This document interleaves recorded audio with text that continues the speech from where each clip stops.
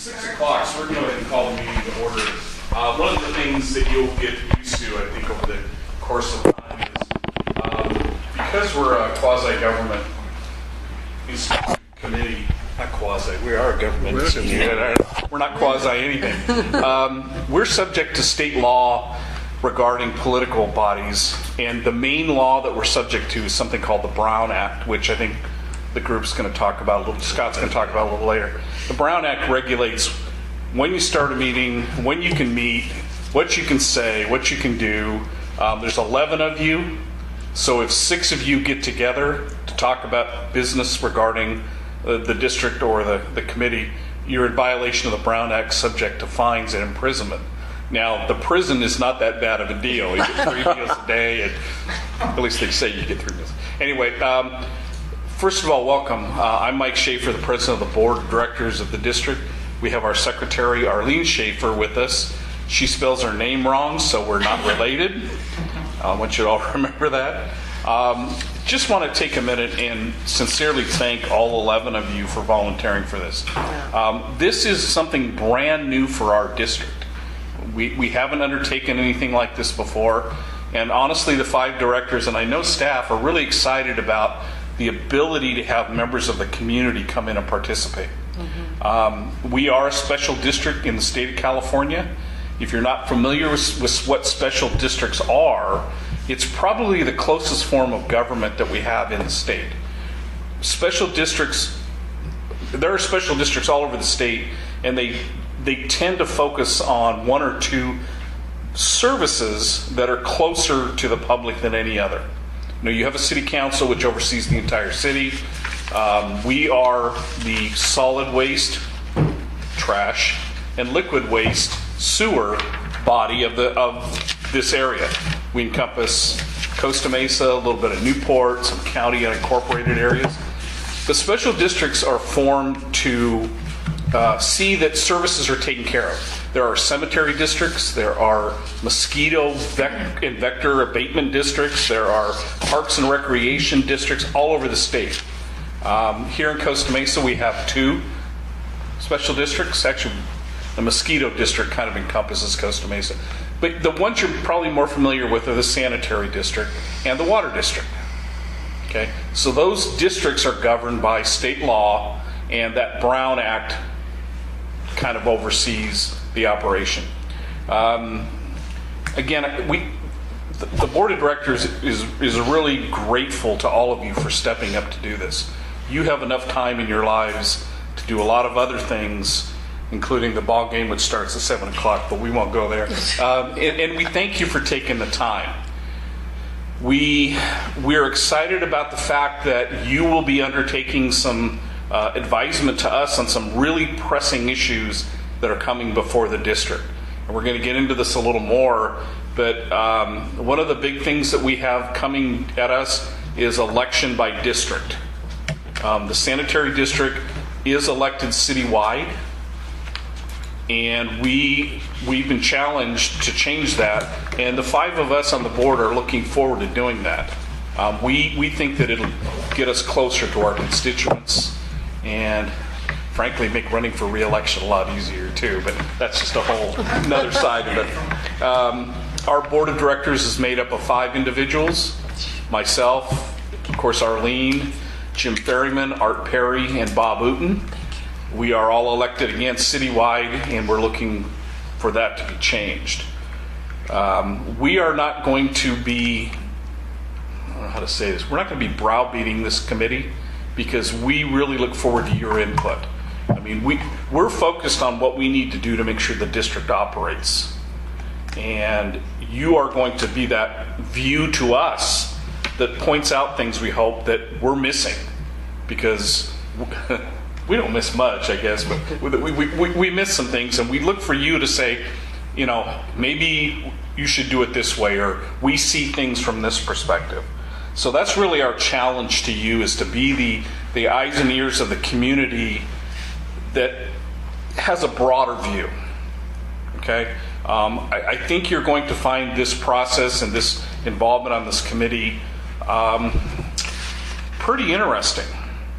I know several of you have been to the what's the other thing called? Academy. The academy. Which we'll talk about in the agenda. Okay, and we were overwhelmed by the response to that. I think you saw a side of what happens with your sewer and trash that you might not think about, and we're hoping that you will be able to take some of that and give it to us to make our decisions better decisions. So again, welcome. You will have board members at your meetings. We're simply here to help with any questions or explain some things. But I'll be honest with you, you have the best special district staff in the state of California to help you. Thank you. We have an award-winning general manager who's been given accolades by the Special Districts Association. You have the best clerk of a district in California. And then you have the smart person. You have Gene over there in the corner. So they are going to be a tremendous resource to you, and we'd encourage you to use them as you guys need them to use. I think we'll start with introductions then. Okay. And let's start at that end of the table. We'll start with Mr. Carey. Just tell us who you are, how long you've been a resident of Costa Mesa, and what you do for a living, or whatever you want to tell us. So, right. Michael, you're up. No, Mike's a Chicago Cubs fan. So I'm gonna let him Is that why you're picking on him? That's why I'm picking on him. Cubs are pretty good this year. Not bad. Second place. Yeah.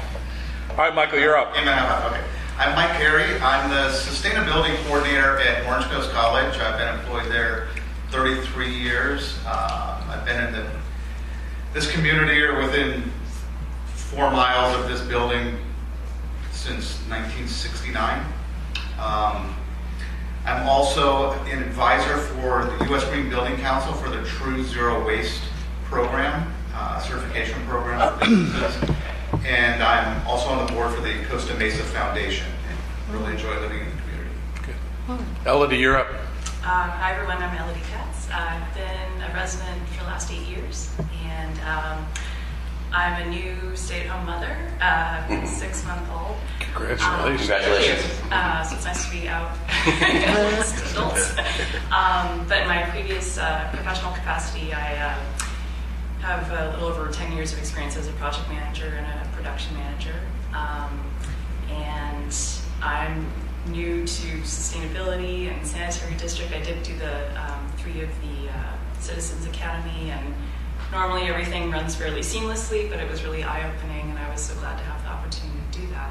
And when I heard that an opening had come available, I was excited to have the opportunity to advise the board and try to represent the citizens and serve the community. You're not just looking for a way to get away from the baby for a few hours. That's a bonus. That's a bonus.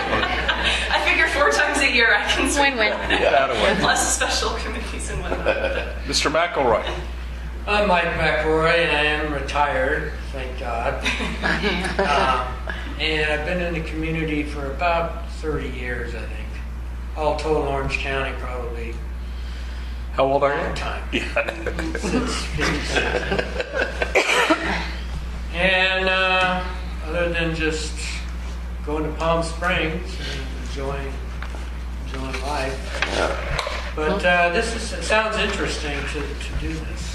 I think it's going to be good for the sanitary district and the public in general. Well said. Thanks, Mike. Hi, I'm Shane Smith. I've been married for 8 years, been a Costa Mesa resident for 6 years in Mesa Del Mar, and I'm a former Orange County Fire Authority paid call firefighter. Been through 3 fire academies, and I'm excited to be here. I didn't know too much about it, and I met Mrs. Schaefer at a fundraiser for Katrina Foley, and I said, I really want to work for the city of Costa Mesa. I'm an Orange County native, but I've never lived in Costa Mesa. I've worked in Costa Mesa. I used to work at the Red Lion Hotel. Me and my friends were bellmen at the Red Lion Hotel, and that was a lot of fun. And so I was telling Mrs. Schaefer, I really want to work for, and she goes, I got something for you. And so she told me about this, and she emailed me all the stuff. I filled it all out, and I got an email saying, congratulations, you're in. So here I am. Great, thank you. You're not going to tell everybody your real, true claim to fame? Shane used to be my water delivery guy. Oh, that's right. I'll back up for a second.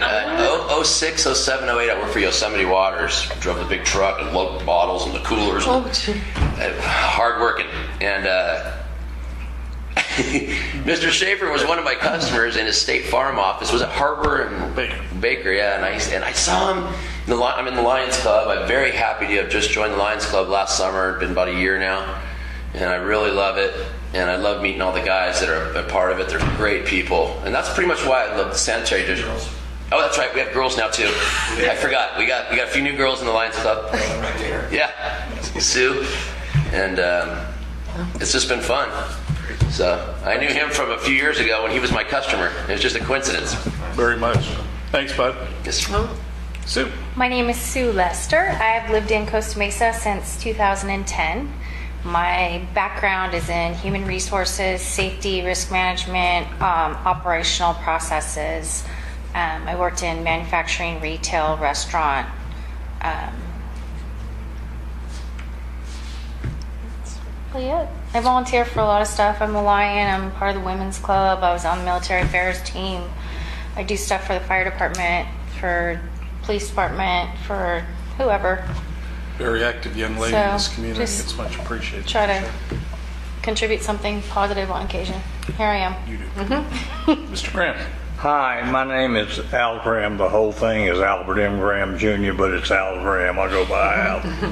I've been in this area since for 54 years.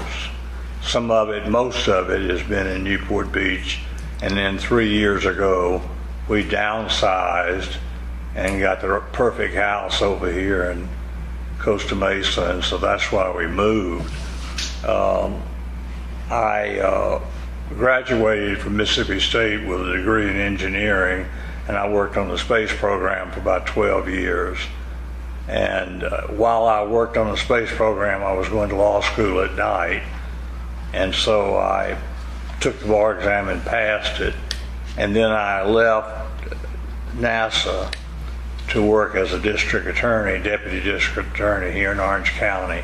And I did that for 3 years, and then I just walked out the door. Did give them my notice, but I went and practiced for myself, and I did that in a general practice for 1 year, and at the end of the year, my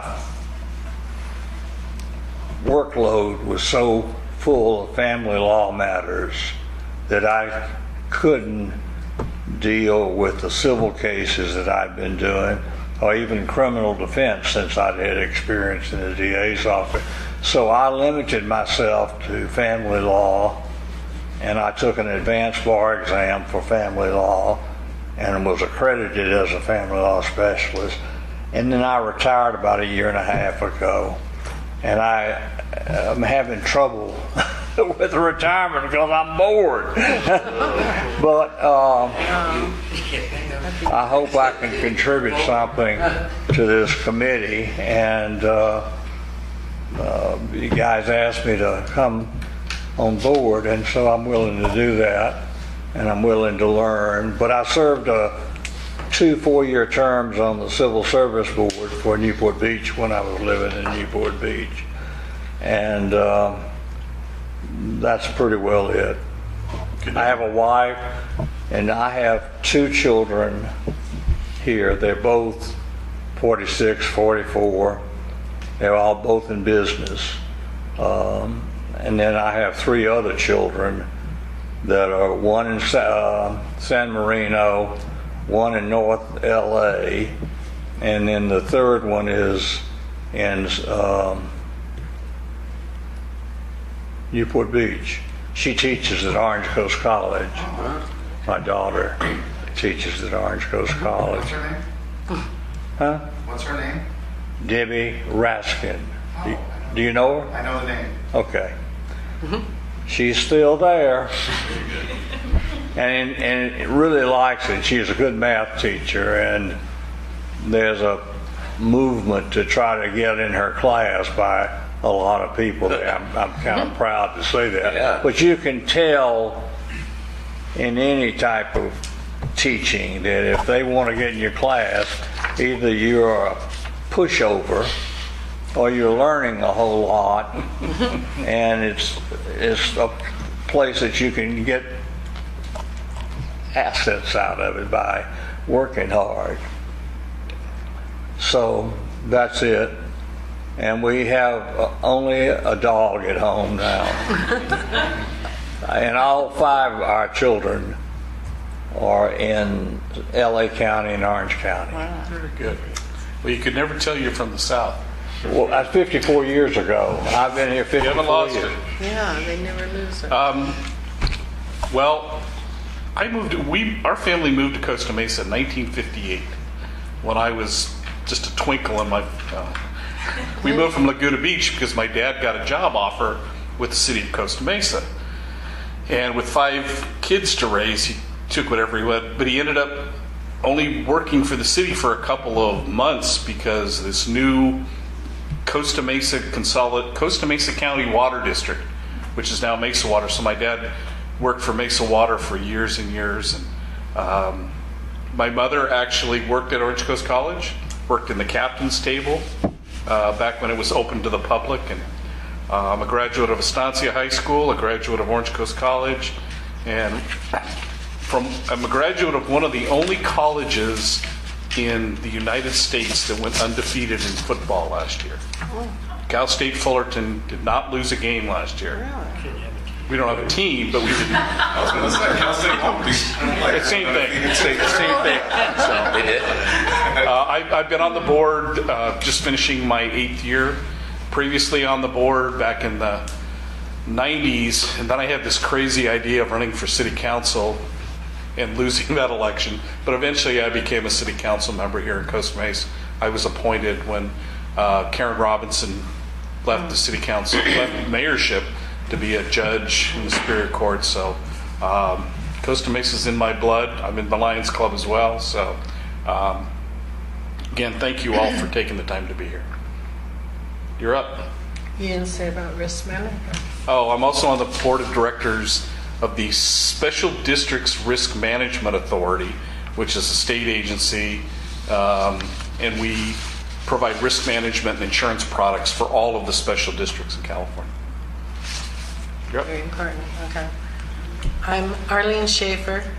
Not really his other half, but His younger sister. people get confused, yeah. So anyway, I've lived here forever, it seems like.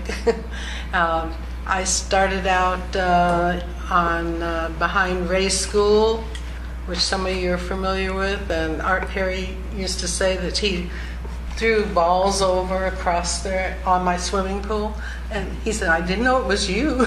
But anyway, I've been on the planning commission for the city, and then I was on city council. I was chair of the redevelopment. I was mayor of the city, and then I finally rose up to be on the Chamber of Commerce as CEO, and then really got smart and came to the sanitary district. They said, they've never had a woman here, so so I thought, well, everybody wanted me to try, and it's very, very educational, very enjoyable, and the 5 of us, I think we're the only special district that really gets along so great with each other, really, no matter what. And that means a lot. I'm also on the CSDA, which is California Special Districts up in Sacramento. So I'm always flying up there. I'm on the board there. And then I'm also on a Southern District representative for all 6 counties down here, which is like Los Angeles, Orange County, San Diego, Imperial Valley, San Bernardino, Riverside. And so that keeps me busy too. And you can imagine when you have to run for something, you have to run for all those counties, and they have to know you, and it's kind of scary because you really can't get around that much, so you really have to communicate a lot with them. So aside from that, did I miss anything? Aside from that, you're not too busy. Well, I'm lying, but I'm in a different Lions group. I'm in the women's Lion Yeah. group. Yeah. And so, You should join that. and really, Okay. See, we're fighting over her already. I told her she should join the Women's Lions Club, and Phil said, no, join ours. yes, see, no. So, but it's strange I know. because I was the first woman on the planning commission, and it seemed like, everything was a first, and I'm far from that. I'm just a person, with the guys, and so, but it just happened that way. Very involved person. Scott? Scott Carroll, General Manager, Costa Mesa Sanitary District. Been here since 2010. I have about 23 years experience in local government, mostly in cities. In fact, it's all been all cities before here. Before Sanitary District, I was a department head in the city of Claremont.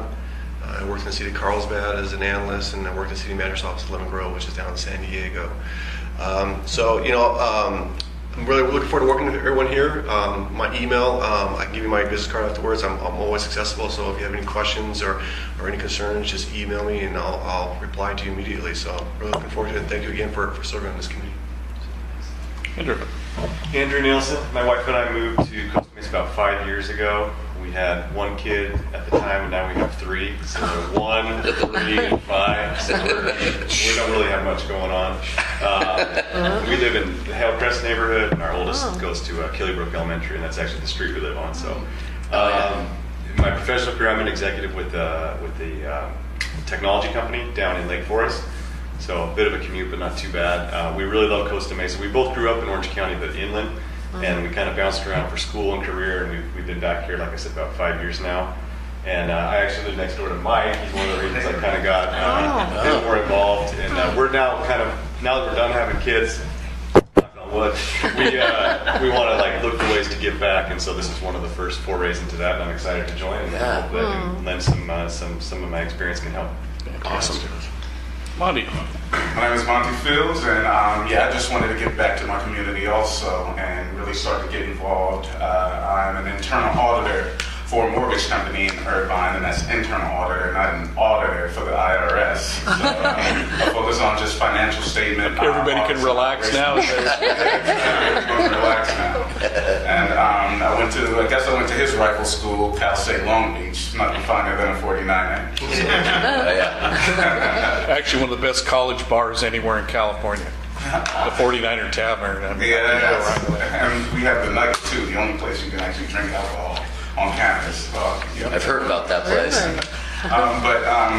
Going to Cal State Long Beach, I grew up in Long Beach. I grew up all around LA, really, and moved to Costa Mesa in 2010. So I guess it's been about 8 years now, and I'm loving it. I stayed in the Mesa Verde area. Now I stay over near Victoria and Harbor. So I'm just making my way around, and I stay with my girlfriend, and we're loving it out here, and we don't plan to really go anywhere. It's a good place. Cool. Good deal.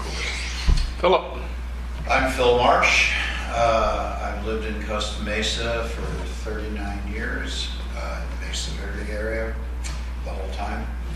I'm a widower, 2 grown children. I'm currently unemployed and loving it. It's called retired.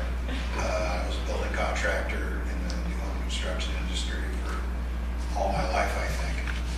And I am happy to be here. This will be my second service project. I'm president of the Lions Club. That's my first service project. This will be my second one. Again, just giving back to the city that I'll probably die in. So here I am. It's interesting listening to all of you, and I appreciate this so much. All of you mentioned giving back, and that's why we as the board appreciate this so much, because you are definitely giving back to this special district, which ultimately will benefit the folks, not just in Costa Mesa, but like I said, parts of Newport and Irvine and some unincorporated areas. Just a basic question. What parts of unincorporated Orange County do we cover? There's little pockets over on the east side of Costa Mesa. Oh, over there. I was thinking where Wilson dead ends over on the west side. No, not over there. Where the open area is. University across from the golf course. The shopping center on Mesa and Irvine we'll show you that. Avenue, that's an unincorporated area. Oh, kind of by the back Okay. Those little cul-de-sacs right next to it are also, I have a friend that lives over there. It's Yeah. unincorporated. Yeah. Okay, thank you again for your introductions. We're going to turn this right over to Scott. He's going to go through some agenda items with you. Scott? Thank you, Mr. President. I'm just going to kind of combine 3, 4, and 5 to move this quite along.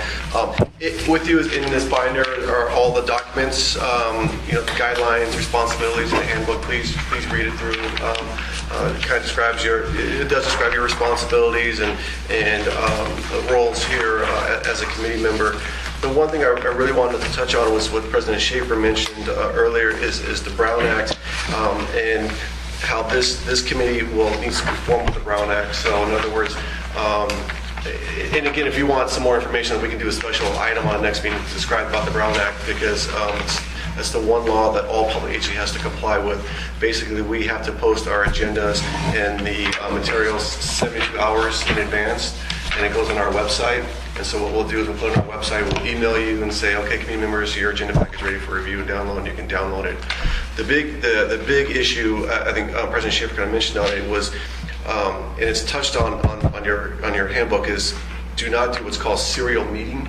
And what that is like, say you have your agenda out and you read your agenda, and then Sue, you call Al, hey Al, I like this. I like what I want to recommend this idea. What do you think? And then Al goes, yeah, that's a great idea. And then Al talks to Shane. Hey Shane, this is what I'm gonna do. What are you gonna do? And then Shane goes on. That's a serial meeting. That's illegal. You cannot do that. The best suggestion I can offer you is just don't talk to each other when the agendas are out until you have your meetings. That's probably the best suggestion I can offer you. Well, That's easy enough. You can talk about other things, just don't talk about on the agenda. Yeah, right. So that was, I wanted to mention that. Also, the meetings are run on a parliamentary procedures. We describe that in the book. So when you're making votes, yes, everyone votes ayes or nays. So just FYI on that, and that's pretty much it. I just wanted to kind of touch on. Just please read over the handbook. If you have any questions, email me or email Nalani, and we'd be happy to answer the questions. Okay. So then moving to item number 6. Yes. Item number 6 is appoint a chairperson, and that's described in your guidelines. In your guidelines, it does state that the chairperson will meet with the board president and myself to determine the district goals and objectives for the following year, and then you convey those needs to the committee. And then the committee will develop those goals in the coming year. So that's one of the first responsibilities of that chairperson. We'll meet with President Schaefer and I to develop those goals, share those goals with you. If you agree with them, not, or that's okay. Then together we come up with what's the game plan for the year. The caveat is that we already have a special assignment for you, which is on your agenda. We'll talk about that later. We need to get through that first, then we can really start focusing on the goals in the upcoming year. So with that, we did mention, or we did email, I know Nolene emailed the group. Was there anyone interested? Hello, come on in.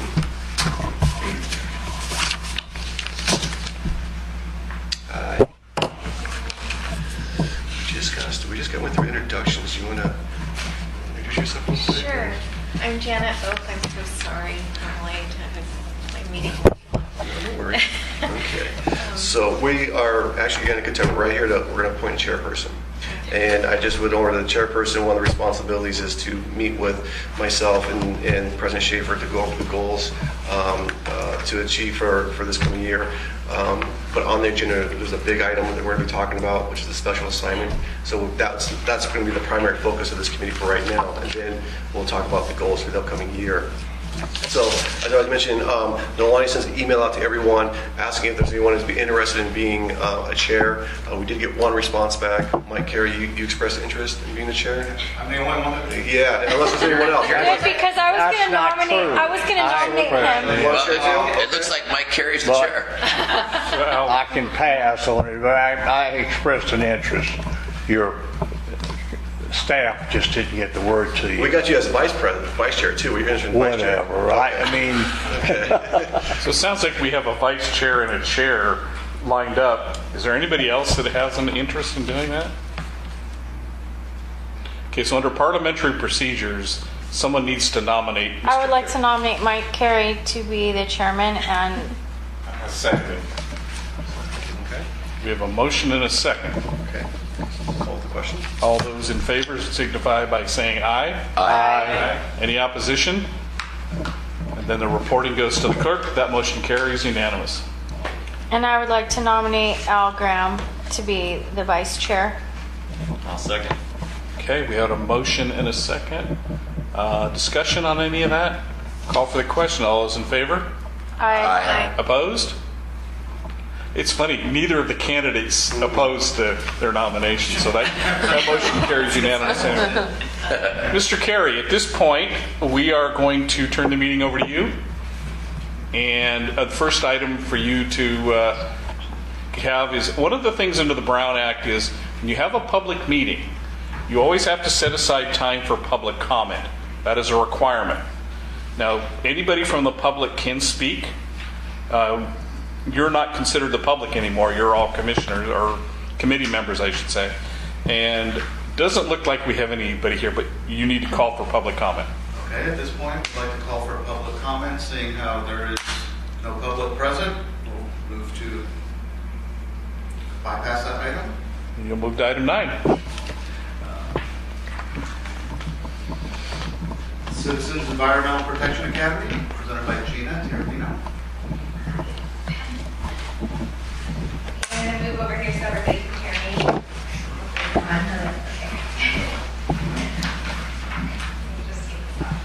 Okay, good evening, everybody. I wanted to start by thanking everybody who attended our Citizens Environmental Protection Academy.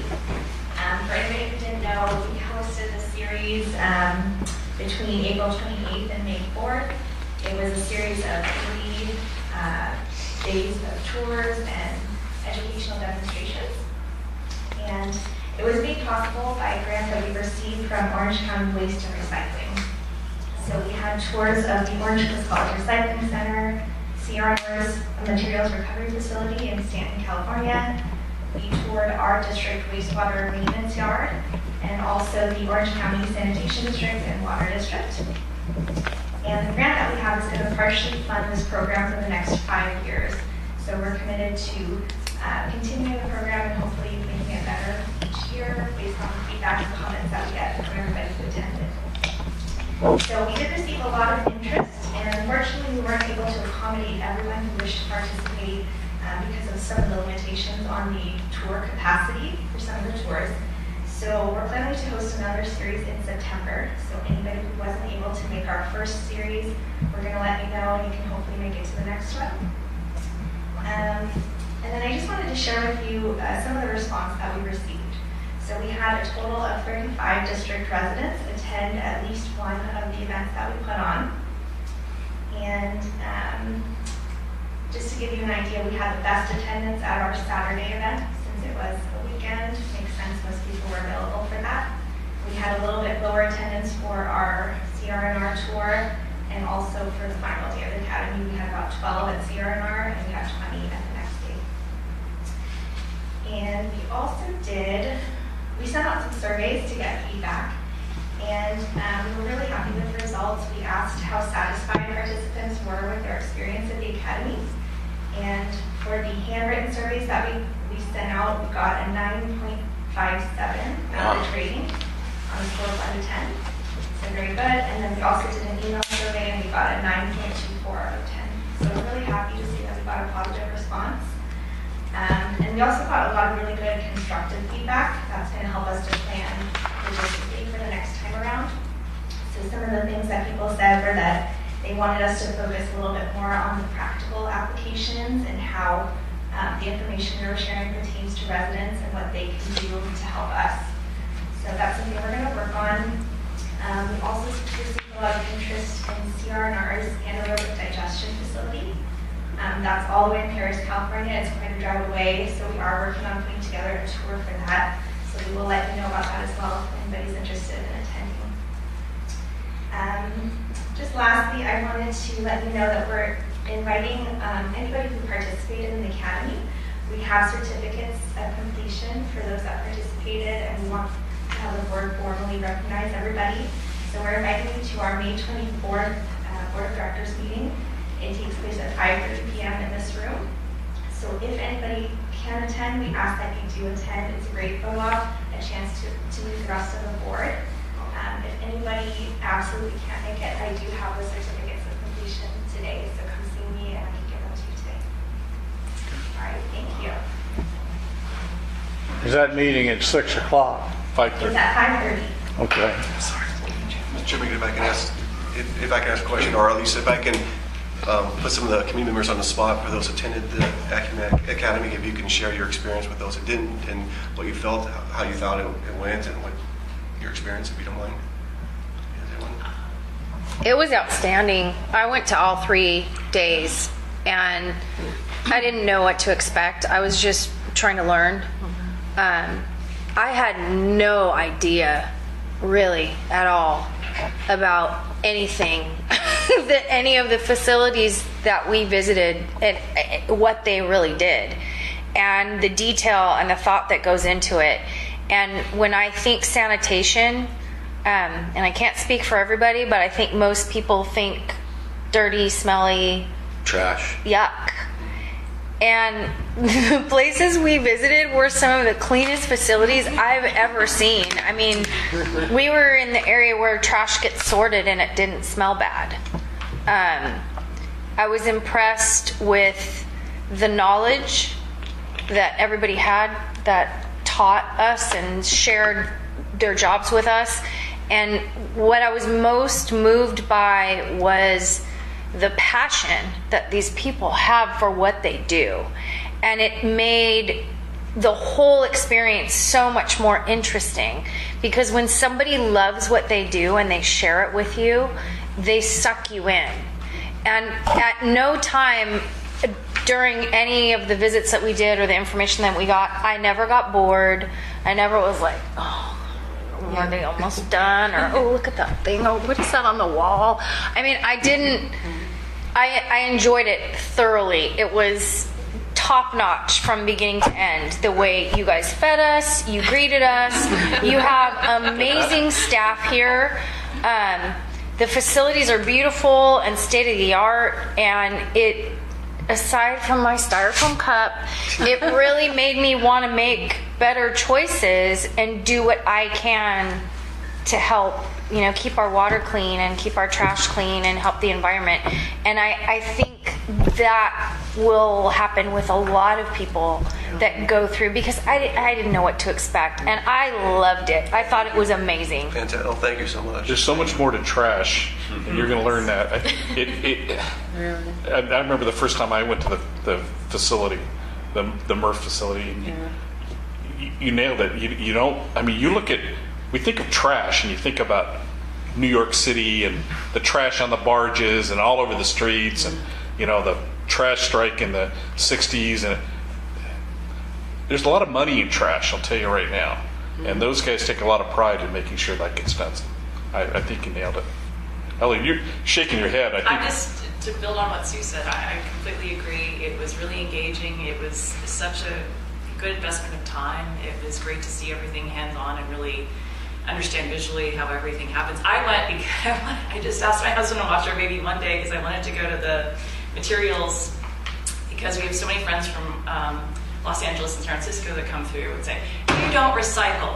What is this? You don't recycle. It's just an outrageous thing. And I'm so tired of hearing about it. I say, no, I think they stored it. And they say, yeah, right. Now they're going through your stuff. So I wanted to go so I could actually have the data to explain to everyone that Costa Mesa is actually quite cutting edge. And I was so floored by, much less to find out about the anaerobic digestion facility and then the groundwater replenishment. I just was blown away. So I've been telling everyone. They haven't been to the anaerobic facility. No, they did a presentation on it while we were at the... We're trying to get that next As a board, we've been able to go out when they were constructing. And, oh my gosh. And I talk to people about anaerobic digestion, and I have a degree in political science, and they look at me like, what, are you nuts? I know what happens with that stuff you put in your green top. It's, so when hopefully you'll all get a chance to go out and see that. We're going to try to do, it'll blow you away.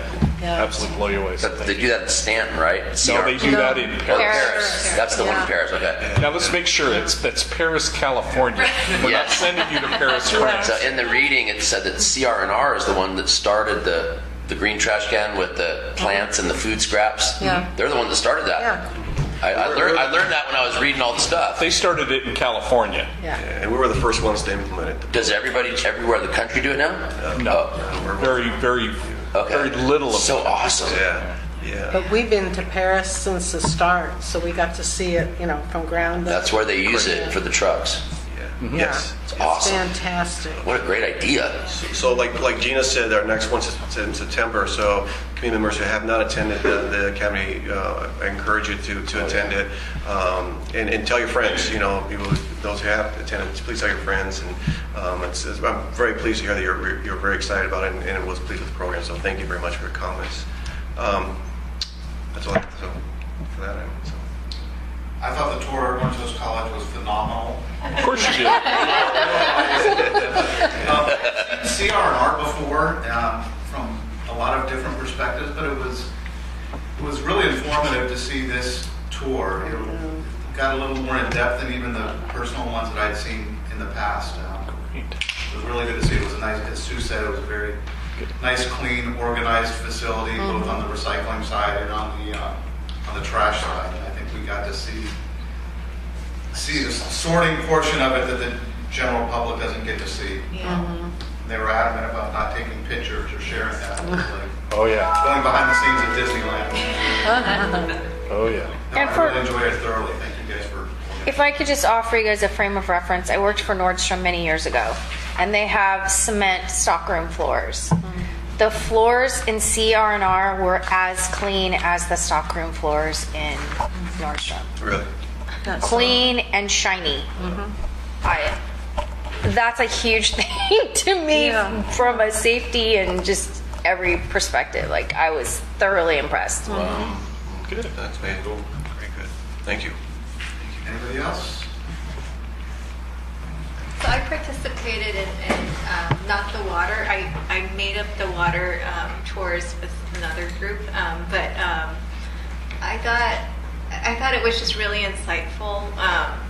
It gave me, like, I didn't know that much happened with our trash, right? And so and then their knowledge and passion about what actually happens even after it leaves the facility, right? And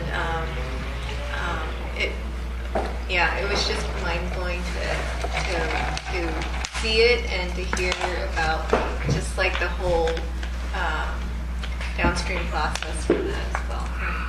What's really cool for me as a board member is when people talk about learning about what happens to this trash and stuff you didn't think about. To me, the district is successful. We want you to put your can out and have it gone and not worry about it. This is the worst. We want you to flush the toilet and never have to worry about it. You know what I mean? So thank you for those comments. I mean, that helps a lot, I think, for us to recognize our partners in that endeavor. So thank you. So I think it's completely successful, but I think as a citizen, as part of this community, I think we have a lot. We don't really know what happens after it's out of our sight, right? And so I think there's a lot of us take comfort in saying they say it's recycled. We have no idea what actually happens to it. Right. And I think to just kind of take an interest and be more engaged and to have that knowledge, and if you feel more could be done, contribute and be engaged, right, in that change versus just saying more should be done and then walking away, right? So. Remember one of our children moved to Rancho Santa Margarita, and I remember him saying, why can't they do the trash down here like we did in Costa Mesa?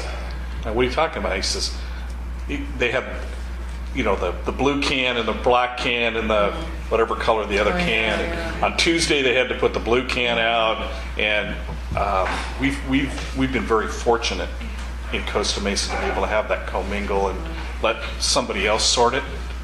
Keep you from having, those of you with little kids, wait till you train your kids on sorting trash. You don't have to do that here. So, good deal. Okay, moving along to agenda item number 10, the overview review of the Costa Mesa Sanitary District. Scott? Yeah, thanks, Mr. Chairman. Instead of for me giving you a PowerPoint presentation of what we do, a lot of you already heard what we did in the academy. We thought it'd be just easier if you watched a video we produced at the State of the District meeting back in October. So we'll just share this. I think this video explains everything what we do, and we'll be happy to answer your questions when it's done. So go ahead.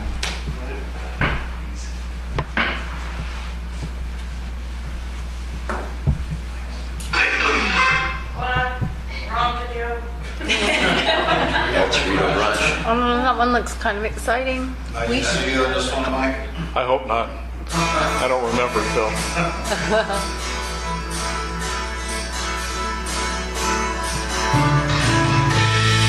Costa Mesa Sanitary District, protecting our community's health and the environment by providing solid waste and wastewater collection services.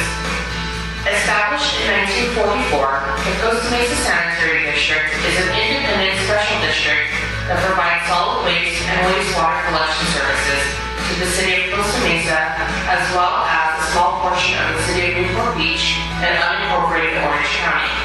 The population of the district service area is approximately 117,000. The district is governed by an elected 5-member board of directors: President Michael Schaefer, Vice President James Merriman, Secretary Arlene Schaefer, Assistant Secretary Robert Wooten, and Director Arthur Perry.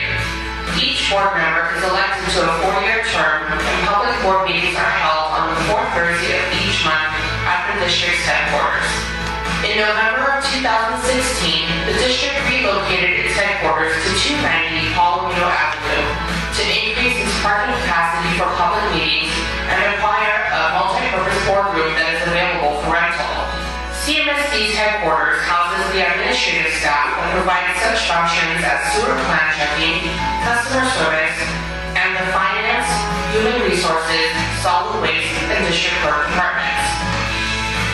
The organic recycling program converts residents' food scraps and yard waste into renewable natural gas that is then used to fuel CR&R's collection fleet. Since the program's launch in July of 2015, over 18,692 tons of organic waste have been collected and recycled.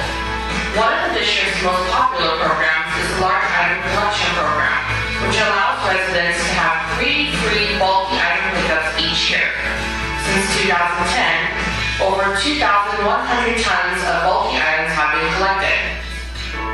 The district works with local schools to provide environmental educational programs like the annual battery recycling contest. Since 2014, over 16,800 pounds of household batteries have been recycled by 13 local elementary schools. The district has its own code enforcement officer that patrols the service area to investigate reported trash cart placement issues and neighborhood scavenging. The district yard facility at 174 West Bolson Street is a Platinum Certified Leadership in Energy and Environmental Design building due to its many green features such as energy-efficient appliances, natural ventilation, high-efficiency water fixtures, and drought-tolerant native landscaping. The in-house wastewater maintenance crew utilizes the latest sewer technology to maintain over 224 miles of gravity sewer mains, over 4,700 manholes, and 20 wastewater pump stations within the district service area. This includes a new closed-circuit television trailer to help identify problem areas in the city's sewer lines. In 2017, the district launched a new public art project wrapping several of its pump station electrical boxes with historical artwork provided by the Costa Mesa Historical Society. To learn more about the artwork seen on these boxes, scan the QR code on the box with your mobile device. The district participates in several community events annually to share district programs, cycling tips and tools, and educational games with residents. The Costa Mesa Sanitary District acts as a leader in both the solid waste and wastewater industries, as demonstrated by its numerous awards for excellence and accountability. To connect with the district, follow us on social media or download our Go CMSD app through iTunes or Google Play.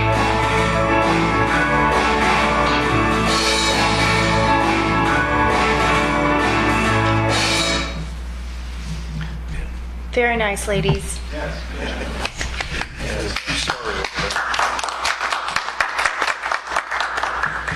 So the one thing I need to add, and those who went on the academy saw that the yard, you saw that picture, we recently expanded the yard. We bought the property next door to it. Used to be the Hitchcrafter. We bought that property and we expanded the yard. So before we did the expansion, we have 20 pump stations that pushes the wastewater because of topography in Costa Mesa. But when there's a power outage, we need to bring the generators there. So we have 15 pieces of equipment that we have to transport. Well, we had them spread out all over the city.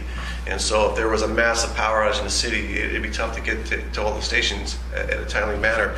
So by expanding the yard, we centralized all those equipment. As you saw, all the generators there. We brought all the generators in one location, so now it's centralized and we can improve our efficiency. So that's one of the big difference we did with the yard. But I think that's about it. But have any questions you have after you saw that video. So. One of the things that was mentioned in the video was the moving of our district headquarters. Previously, we were at the corner of Meyer and 19th Street, right across from the DMV. There's a two-story building there that the district had purchased years ago. And we had a boardroom that this group wouldn't have fit in. I mean, it was horrible. There were some social issues around that building, dealing with homeless and some other things that were disruptive to our operation, believe it or not.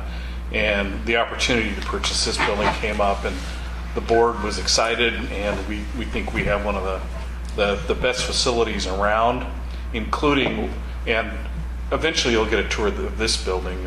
And Sure. We have an emergency operations center that is state-of-the-art. And people say, well, why would you need an emergency operations? You're just, sewer. Well, if the power goes out, or if there's a major disaster, including an earthquake, we want to make sure that when you flush the toilet, it still works. And I have a pump station right on my property where I live in Mesa Verde. And when the power goes out, our guys are out there within minutes hooking up generators to make sure that you may not have electricity, but your toilets are going to work. And we're very proud of that fact. Did the district sell the previous building? Yes. That helped us fund this building. That's great. Yeah. What street was that other building? The address is 174? West Wilson. Wilson. Right by Fairview. I've seen it. I've driven by it and I was like, where is that? Yeah. You know where Frank's Philadelphia Sandwich is? Yeah. Right across the street. Oh, that's where I've seen it. Actually, I should say that. You know where the post office is on Fairview? I know where both of them are, yeah. You should say we were at City Hall, too. Okay, agenda item number 11, special assignment, voting districts. Okay, this is the big one. All right, so to give you a little bit of history about the voting district. So there's an attorney going around California. He found an easy way to fund college, I guess, for his kids, because what he's doing, he's going around suing local governments, saying that they're violating the Fair Voting Rights Act.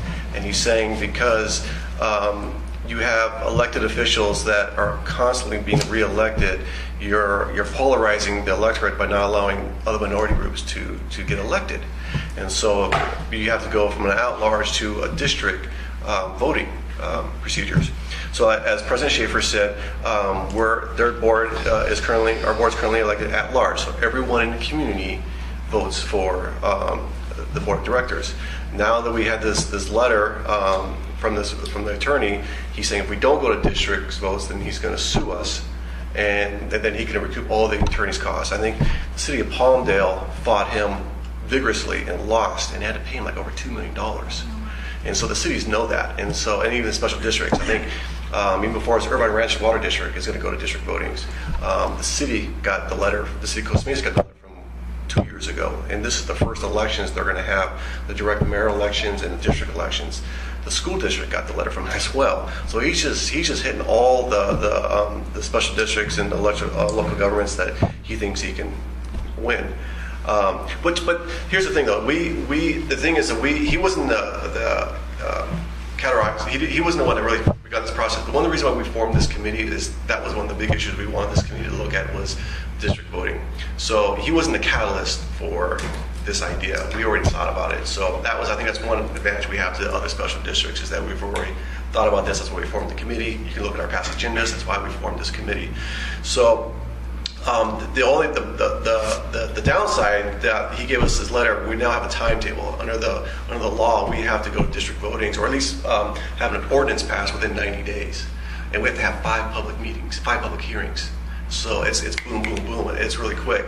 And so we hired a demographer from Cal State Fullerton, and she will she did analysis of the populations in census groups, and then she will help guide through this committee and through the board some districts on how the districts will look. The board's going to have a closed session with her next week on the 24th to get some directions, and then our intention is to have a joint meeting with this group. And if you have your calendars, if you're available, we want to see if you're available May 31st, right? May 31st at 5:30. May 31st, we want to have a joint meeting. That'll be our first public hearing. And so what she will do is she's going to explain to you this process of how it works. You know, how you develop district votings. And so we're going to do a joint meeting. We would love to have, that's our goal, to have you and the board here on May 31st. And we can set a time of what's convenient for you. Usually we have 5:30, but if it doesn't work for the group, let us know what works, and we can, is that okay, President Schaefer? Absolutely. So we can work with you. So let me know if 5:30, 6, whatever works. I'm not arguing it, but I heard it was May 24th. Has that been changed in the last hour or so? Yeah, because the reason. Okay, Yeah, that's okay. Yeah, no, the reason why is because when you have public hearings, we've got we have to put a public notice in the newspaper 10 days before the hearing. We missed 31st is fine. I just wanted to be sure I was right. Yeah, you're right. We missed the deadline for the 24th to have a public hearing. So we're going to have a closed session with the board, with the demographer, and then we'll have our first public hearing with this committee and the board on May 31st. Then maybe later today we can set up, okay, when do you want to have your second meeting?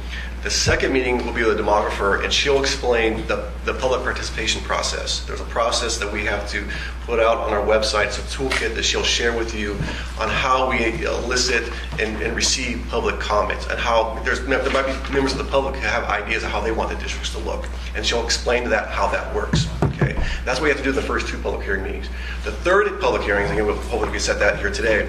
That's when we start seeing the districts. We'll get some ideas. Okay, and you come up with your ideas too as well. She'll show you how you can do that. And that's when we discuss, well, maybe they'll work like this or like this. You know, that's when we'll start really digging in, okay, what should the districts look like? By the 4th public hearing, we really want to kind of fine tune, okay, this is the one we want to go with. And then recommend that to the board. And then the board will approve that on July 24th? July 26th. July 26th, which will be the last public hearing, and they can adopt the ordinance, and then when they approve it, it won't go into effect until 2020. So it won't be this election year, it'll be the 2020 election year. So she's up for re-election, that's why. 2020 or 2019? 2020. So we have election this year, 2018. So we have 3 board members that are up for re-election this year. And then in 2020, we have 2 board members up, and that's when the district voting would go into effect, 2020. Okay. So with that, so is everyone available on May 31st? Yeah. Is there a specific time you wanted to do in the evening? 6 would be better for me because of my job. Okay. Yeah, I think so too. 6 seems to work. That's fine. We'll do it at 6. Okay, you got that, Melanie? Okay, and then a second meeting. So there's time, and then the second meeting, the demographer will be here as well. And there's some dates that she can't do. If you could throw out some dates that you're available in June, and I'll let you know if she's available or not. If you could throw me some dates that you're available.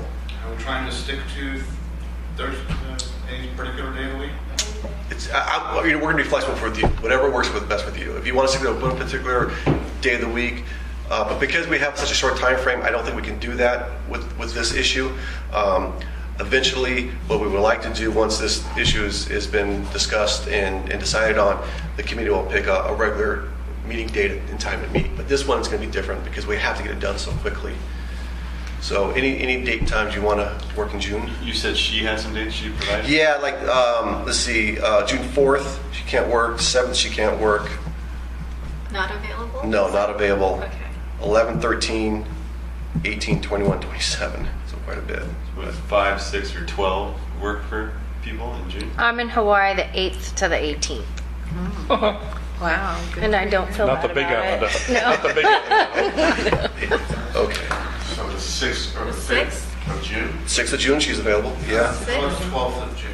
But Sue's going to be out. She's gonna- There are several members on our committee that are in the Lions Club. We meet the first and third Tuesdays. Okay, so if there's any way we can Avoid We're those. avoid because we'll have 1, 2, 3, Okay. 4, at least 5 people sitting here.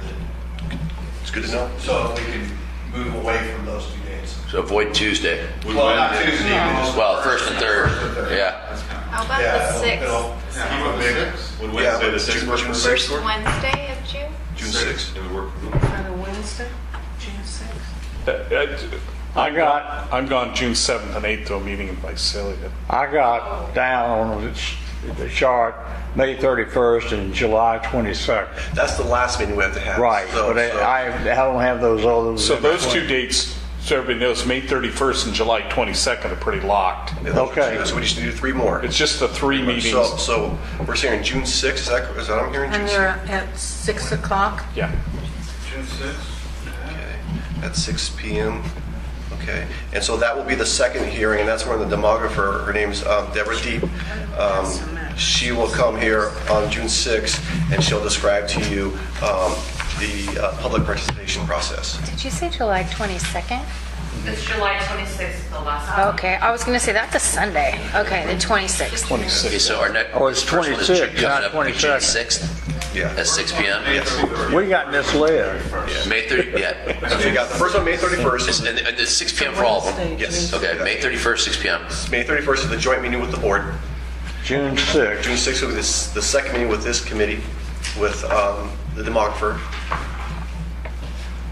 Okay. And was it July, did you say July 22nd? July 26th. July 26th. Will be the 5th meeting, so we need a 3rd and a 4th meeting. So you said you're off to the 18th. 27th, that's a Sunday? No worries. Thanks, Bob. We'll email you the dates, okay? Yeah, Yeah, you'll send out the notices. June 8th through the 18th. July 26th. Nice to meet you, So Monica. the 6th, I'm good. No. You know, the 26th. only thing, and I hate to even say this because I feel bad saying it, but I think I have concert tickets on the 22nd or the 26th. I bought so many that's concert fine. tickets to the fair, I'll have to like That's a board get meeting. the date. That's our board meeting. Oh, It's not okay. for you. That's Okay. when we're meeting. That's That's when when they're going we'll to adopt adopt the the ordinance. resolution. Okay. That's when they're going to adopt the ordinance. Okay, in the so I already know everything about So- what's happening, but then, For us, writing it down, it's the 31st of May, June 6th, and then July 26th. No, not yet. So you got May 31st, June 6th. I need 2 more dates. So which dates do you want? Now, Sue said she's going to be off for the 18th, so sometime after the June 18th. I'm gonna do the 21st. Do we just need a quorum, or do we need all 11 members? Just a quorum. What's the quorum? It's 6. Okay. Okay, you want to do the 20th, which is still a Wednesday? Of June? Yeah. Works for me. Okay. Not on the 20th. June 20, okay, that's at 6. June 20th. Uh-huh. Okay, everyone okay with that? Okay, at 6? What meeting is this? That'd be the 3rd public hearing. That's a public hearing. Yeah, 3rd public hearing. And again, these are the 5 public hearings that are mandated by the legal action. And then we just need one more. What date are you And then what are at? you looking, what early, let's see, then we're the July 4th weekend. The 11th? Oh, wait, no, I just need the 11th. I'm going to be gone that week. So what was the 4th one? Middle of July sometime, I don't know. It's after, we got one June 20th. Right. So we go past there somewhere. Somewhere after July 4th, right? Is July 18th too late for the next one? I would say July 18th because that's close to the, Okay. that'd be as close as we really can get to when we do the 5th and final meeting. So July 18th? Okay. Are we doing that July 18th? Yep. Okay. At 6 o'clock. So those are the meetings we'll have coming up. Okay. And then we have July 26th. You don't have to, that's a board meeting. You can attend that if you want to, but No. the board will be that. That's a board meeting. So you don't have to attend that one. Okay. Awesome. So we have 4 meetings we need to be sure Yes. to deal with. Yes. 31st, 6th of June, 18th of June, and the I thought it was June 20th or July 18th. June 20th, July 18th. June 20th. 6th. Yeah, we got June 6th and June 20th. I didn't get June. Oh, I do have June June 20th. 20th, and then July 18th. Yeah, okay. So 31st, 6th, and 18th are the... Yes. First six, Those are our meetings we have. 31st, 6th, 20 and 18. Yeah. Okay. And 20th too, that's 20th. Yeah, June 20th. Okay. Staff will be sending those out? Yes, we'll send notices out.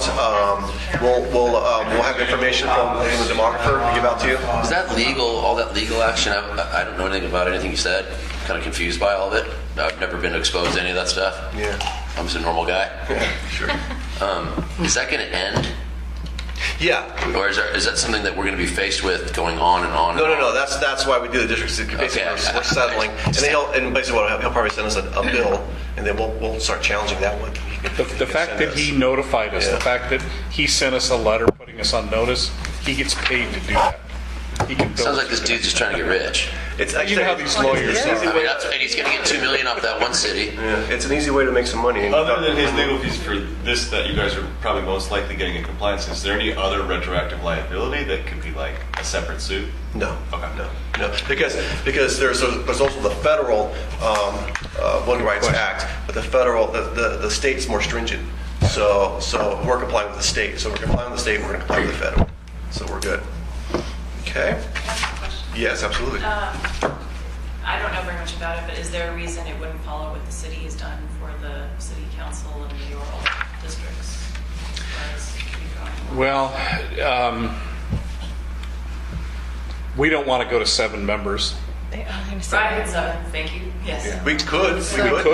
Yeah. But That could be one of the options that our demographer gives us. But a 7-member board, I sit on a board of 7 for this risk management group. Some boards are up to, Jim Ferryman, who's one of our board members, is on the Orange County Sanitation District. They have 26 members or something like that. I sit on the board of 18. Yeah, so we as a group sort of feel 5 is manageable and you can get things done. So just, that's Mike Shaver's opinion, not... Can I ask another question? Yeah. So the non-binding resolution that was voted on in the previous election, where the water district was basically posing a potential merger with sanitary, how, if that were to move forward or not, how would it affect the redistricting of the sanitary board? Can I address that? Yeah. Right now, that merger, both districts have pretty much decided that merger is not going to work. Okay. Oh, really? Yeah. Both boards are looking at ways of coming out of this politically set. Okay. Without damages. Thank you. Thank you, Counselor. So, but, if that were to happen, if we were to merge, then the local agency formation commission, LAFCO, they're the ones that would ultimately make that determination as to which set of districts are they going to use. Will they use the water districts or will they use the sanitary districts? That's kind of out of our hands. And LAFCO hasn't issued any kind of... LAFCO doesn't want to issue anything like that. Let's put it I that used to way. sit on LAFCO as chair, and so, They, that's one thing that both parties must agree on. if both districts decided, that's what we're going to do. Don't forget that measure that was on the ballot was nothing more than an advisory. It was just a question. That's one of the reasons I wanted to be on this, because personally, I don't want the two to merge. I think it would be a train wreck. And the way the water district does things versus the way this district does things, night and day. This is very open and public and everyone can see it, know what's going on. And the water district is exactly the opposite. Really? And that's one of the reasons I wanted to be on this advisory committee, because I am completely against that at this juncture. Now, if somebody wants to present me material that I can look at openly and rethink that, but I think that's a train wreck. And that's why I joined this. One of the reasons. It's a good Okay. reason. But hopefully that answered your question. And ultimately, again, LAFCO has to make that determination. And in terms of district voting for the sand district, we would not be using the same districting map as the city because of the We're not just Costa Mesa. Right. Our boundaries are different than cities. Yeah. We actually serve more people than the city does. So, because we serve parts of Newport Beach, not unincorporated areas, so it's a little different. Well, the other thing we learned in the academy is that not all high-density housing and commercial areas use the sanitary district, correct? They might use half of us. I mean, they're For sewer. For sewer. Yeah. But yeah, you're right. Trash. We only have jurisdiction up to four units. Okay. Anything above 4 units, they get whoever they are gets a choice. We do have some that are more than 400 ground homes. Actually, we do. Yeah, We do have, I'm but sorry. but that's usually what we Some condos and And things of like the that. commercial properties, is there some kind of thing that delineates? So far, the city won't let us do the So commercial. all commercial properties. All commercial is in the outside. city. It's because they get a franchise fee from the haulers, and it's about $1.5 million. For good reason, they're not going to want the park. Is how much? $1.5 million, $1.5 million. They get it from franchise fees. I was confused by something, maybe a stupid question. It's on page 9 of the committee handbook at the bottom, where it says solid waste and recycling. Provides curbside solid waste and recycling collection services to over 22,500 residential units. That's right. There's 115,000 people in Costa Mesa? Yeah, but like in my house, we have 2. To what? There are more. There's more. There are more renters than there are homeowners in Costa Mesa. Yeah. That might be pushing- Yeah. Why- Okay, because I was like 22,000. What? Yeah, why, that's what some of the numbers is. A lot of people Where are we live in looking? apartments and condos. Oh, They're renters, This is- that are multi-housing. So it's like 22,000 homeowners that we serve? Probably. 22,000 like homes that are owned. Homes that are like me? Yeah. They own that pay property tax. I just didn't get it. I'm like, 22,000? I thought we had, I didn't realize. Yeah. Okay. But then Chairman, See, I'm learning. I'm here to learn. but all the residents would be served by the sewer. Yes. Everybody. Yeah, you have to have that. Have to have it. Okay. Even the commercial Sewer. liquid waste. We don't like to use the word When sewer. people get confused with me and they say, "Oh, you're in the water district," I say, "After you flush, it's up to us." You said what?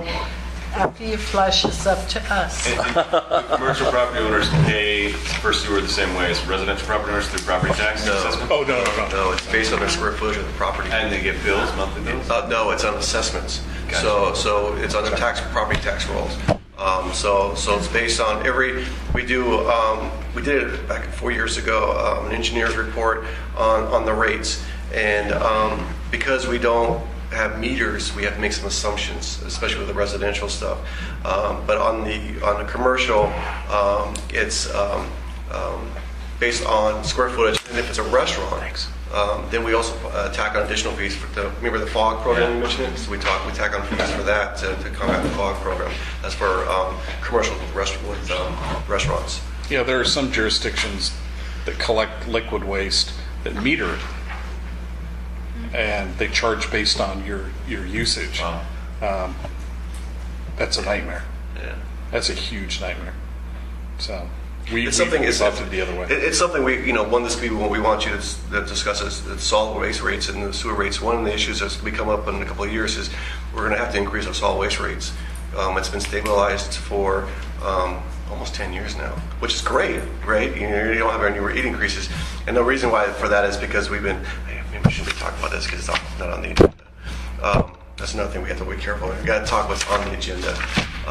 But that's another item we can talk about is the solid waste rates. This committee will talk Is it about. okay to ask questions if it's not on the agenda? Yeah, you can sure. I'm just asking. I highlighted all this stuff in here. Uh-oh, that's dangerous. I'm just things that I thought I'm trying to learn. In fact, let's do this, and Mr. Chairman, if you don't mind. A lot of what Scott's talking about is we have to stick to the agenda. Okay. But Ask questions later. You don't make questions. as you look at item 12 on your agenda, committee member comments. Yeah. Which is our next agenda. That's the place for that. That's when you can pose things Okay. that can be Questions. discussed or agendized in the Okay. future. Before we close out 11, is there anything that you need us to do in terms of research other than be available for those meetings to be prepared to speak to? I think one of the things, and I'll, Mr. Chairman, I'll ask staff to do is, have you all seen the map of the district? No. Probably not. If we can get some way to have that sent to all of you so that you can at least see what the district encompasses. And we have a giant map in one of the conference rooms, but I Don't think if you send have a giant map. No promise. It'll break your computer. So that's what I would like to see you at least look at the boundaries so that you can have an idea. And those will be, I think, for the 31st, May 31st, we'll have on the agenda packet the boundaries, and she'll have the markers will have different maps on there showing where everyone, the population is located and the demographics is located around the district. So you'll get that. Were there any parameters given to the demographer? Like, is she looking for 5 districts? There's based on the population. You have to each district has to be within 10% of each other as far as population size goes. So that's one of the challenges. So, for example, like a district has to have a population between 12,000 and 14,000 people. So when you're creating those districts, it has to be within that range to be fair. So. And she's looking at one of the motivations for this attorney to do this is what? Race. Ethnic diversity. Yeah. Well, Costa Mesa is 30% Hispanic now. It's significantly more than it was 20 years ago. And the contention is that the fact that because it's a citywide election, certain ethnic groups would be more reluctant to run for that office, knowing that they, thinking they might not get elected. So that's a lot of what his lawsuit is based on. Okay, moving along to agenda item number 12, committee member comments. Would you like to start, Shane? Oh, I was just going to ask. I hope this isn't a stupid question. I just was reading in the committee handbook on page number 7 at the bottom, engineering. It says responsible for the design and construction of Costa Mesa Sanitary District's capital improvement program. And I was just going to ask, what is the capital improvement program? It's like replacing our sewer pipes. Okay. Because our sewer pipes, when they're aging, you got to replace them. Okay. So that's what that basically. We just did a major project over on President Street, President Place. We have a major pump station there that handles some pretty big flows of sewer. Okay. And we had some issues with it a couple of years ago. Like what kind of issues? Clogged? It broke. It broke. Yeah, you spent money to replace it. This district is 71 years old now, right? No, 75. Almost 75. 1944, right? Right. 2019 was 75 years. I'm not that old, and I know what my plumbing is doing to me. So we have those. So we set aside budgeted amounts to replace pump stations or repair pump stations. One of the things that I thought was pretty cool in that video is we have like 44,000 manhole covers in the city. 44,000 manhole covers. And that's not in the committee handbook, is it? You're not in charge of that. I was studying and highlighting everything, so I'm trying to memorize all. So we have a lot of infrastructure that, and I think we're all very proud of the fact that we're very proactive. I don't, you see in LA where water pipes break and sewer lines break. We have a goal. We don't ever want to be on a KTLA morning news with a sewer break. Good. Preventative maintenance. We're really good at that. That's the key. We'll save yourself some money. Absolutely. Absolutely. 1,158,432 linear feet of pipeline. It's about 224 miles. And I read that too, 224 miles. It's crazy. It says it takes 14 months to service them. And then you come around the beginning and start over. It's like the Golden Gate Bridge. Once you get to the other end, you got to go back the other way. Yep. We do the same. Okay, is that all, Shane? Yep. Sue, we'll go around this. I just looked at my phone to see the date.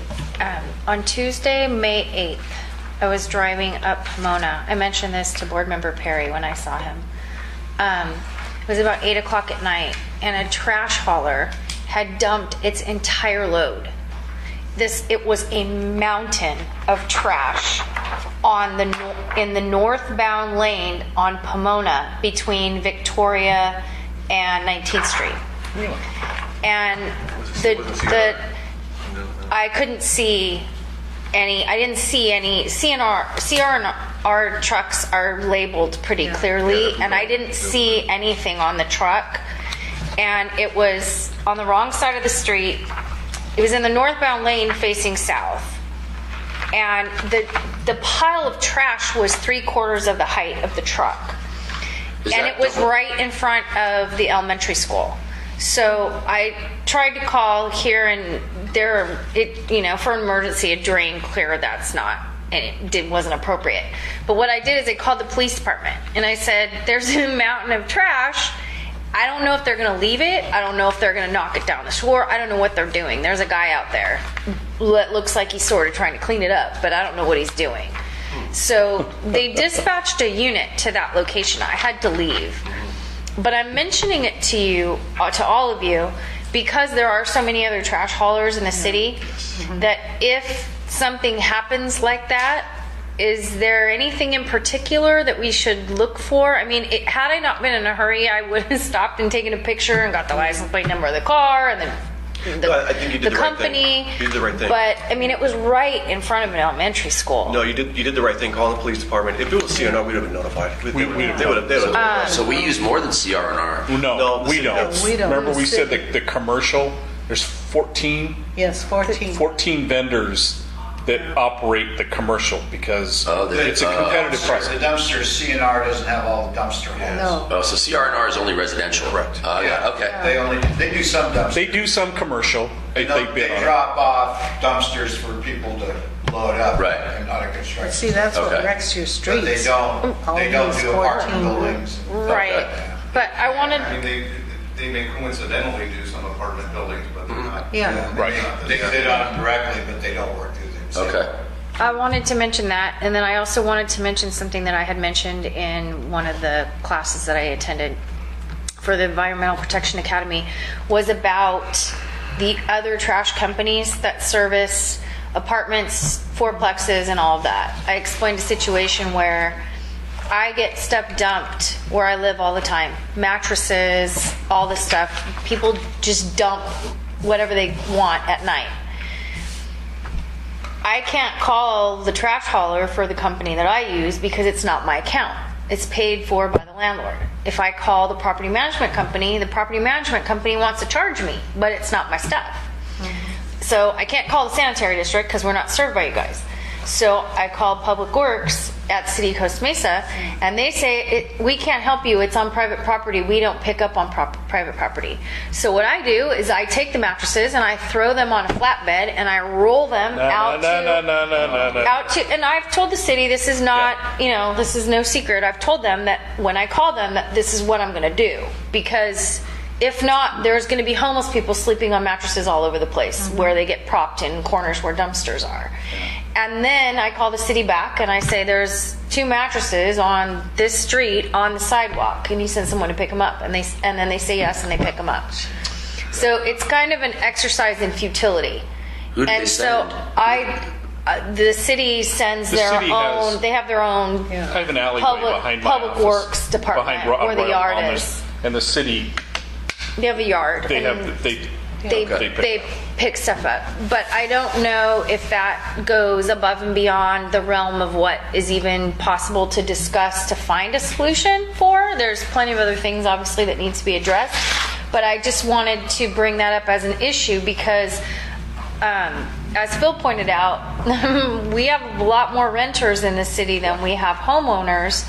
And with what I call the emergency state that our city's in, with homelessness and drug problems and people on the street, the more things laying around they can plop on or do whatever they do on is going to affect everybody in the city, whether you're an owner or a renter. So I just wanted to mention that. That's the end of my comments. And I think to the whole committee, these kind of things are important for you to point out to us, because 4 times a year we have what are called city district liaison meetings. Yeah. So 4 times a year the city, the water district, the school district, and us meet on a Friday morning normally. And those are open to the public. And those are open to the public, but we all put items on that agenda, and things like that are perfect opportunities for us to address with the representatives from the city. Yeah. So I think that's an important thing for us to take back to those meetings. Yeah, that's a good point. So those are quarterly? Quarterly. Yes. And When's the next one? In June. In June? Yeah, and we usually switch around. Like one time they'll be here, and one will be at City Hall, and then they'll be at Mesa Water. Okay. So it switches off. But we post it on our website, right, Nolani? Yes, we do. Yeah, so it's always on our website.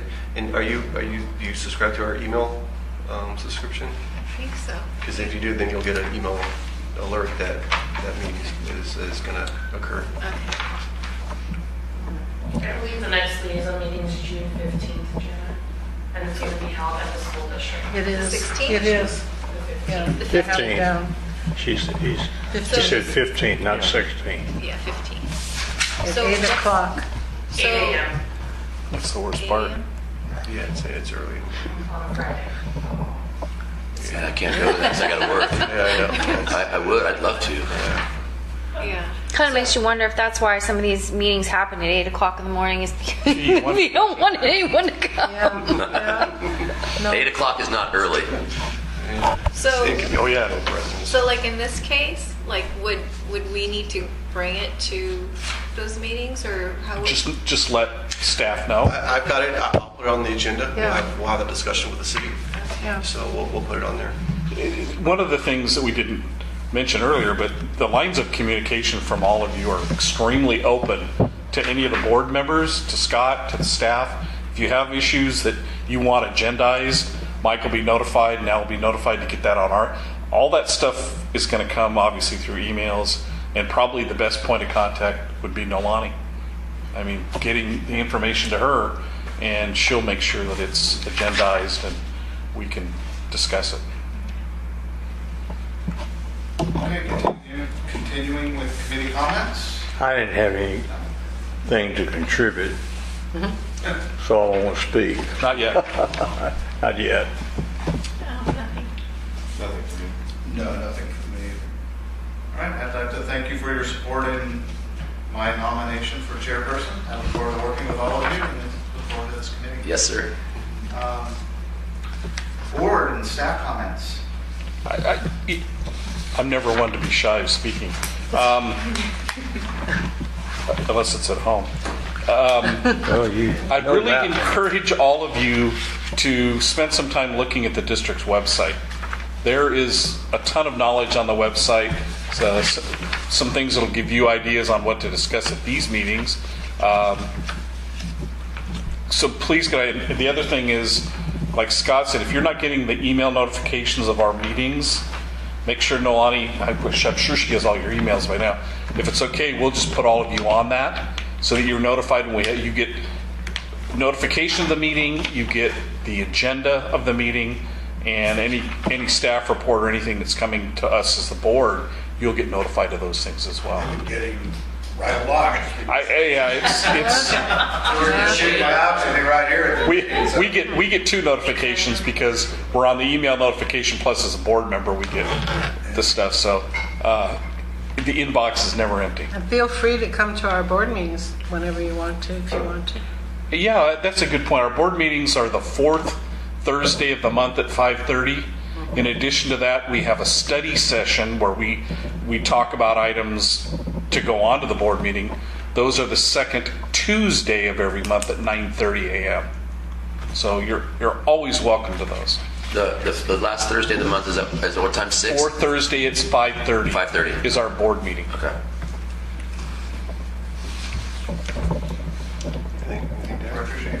Anything to add for comments? Oh, no.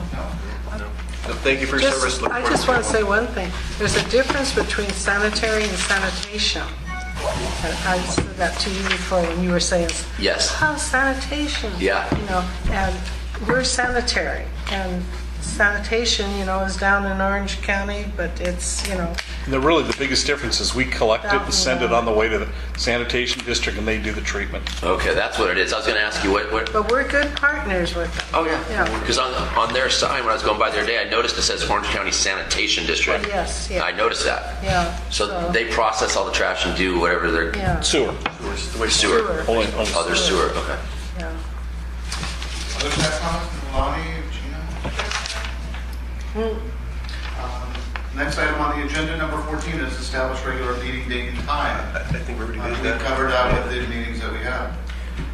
Sounds like there's some special circumstances for the frequency of these upcoming meetings, but what is the normal meeting cadence expected to be? Yeah, but as I mentioned earlier, once we get through the voting districts, we'll set that up. That thing we want that from the board. Would it be the once a committee. month, probably? Whatever is up to you, or quarterly. Quarterly, okay. It's up to That's you. fine. How often you want to meet. It's totally up to you. But after we get through the voting districts, yes, then we want the committee to pick a regular day and time when you want to meet.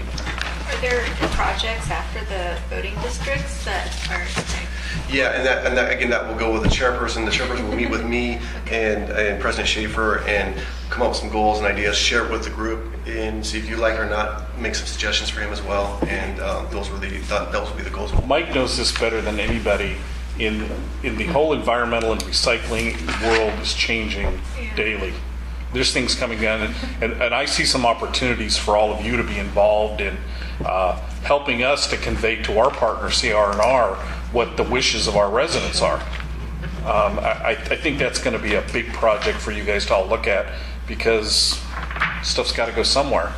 And I think that'll be one of the things you'll be tackling fairly soon. no, that will be after the voting districts and not in parallel, right? Correct, right. Yeah, that's a special assignment the board wants to assign to this committee. So we focus on that right now. It's a lot to get educated on. Yeah. It really is. Great, with that being said, I'll adjourn this meeting at 7:31. The key to ending a meeting on time is starting on time. Thank you, everyone. Thank you very much. Thank you all very much.